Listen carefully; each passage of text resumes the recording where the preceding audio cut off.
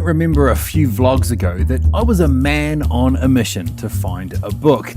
As it panned out, at the time I wasn't able to get my hands on it because somebody else was in the library at the same time as me and they took it off the shelf and checked it out before I could get my hands on it.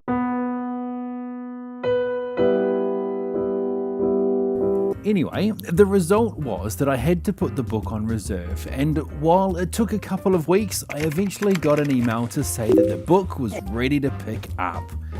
I don't think I ever said what the title was in those previous videos, so here it is, The Spartacus War by Barry Strauss. But first of all, what's it about? Here's the blurb from the back cover. 73 BC. A small group of gladiators escaped from their barracks armed only with kitchen knives. Their leader was a man of great cunning, strength, and experience. His name was Spartacus. A slave who defied the Roman Empire for over 2 years, Spartacus defeated and humiliated their forces, leading his growing army of slaves, gladiators, and desperados to victory. His skill as a tactician was exemplary, his leadership inspirational, and his many escapes from desperate situations left his enemies dumbfounded. It's only 189 pages long, so it's a short read, but it's packed with information and I loved it. In the historical record, there's not a wealth of information on the life of Spartacus, which means that often what there is comes from the Roman side of things, so it's biased in their direction.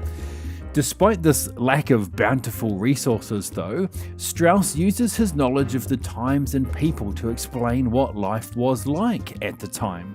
This goes a long way to help you as the reader understand just how cheap life was back then and why there were regular rebellions. I only really have one criticism of the book, and that is that I wish it had more maps. Spartacus and his followers moved all over the country, and while there are a couple of maps at the front of the book, I think having one at the front of each chapter that covered the focus of that chapter would help with giving readers a better understanding of exactly where the events were taking place, and of course the lie of the land and where things were going on. But that's really only a minor thing. The book is a great account of the life and times of Spartacus, his followers, and the Roman armies. It's also a fascinating glimpse into civilization in the pre-Christian era. If those things interest you, then I suggest you check it out. As long as someone hasn't already snaffled it from the library before you get your hands on it.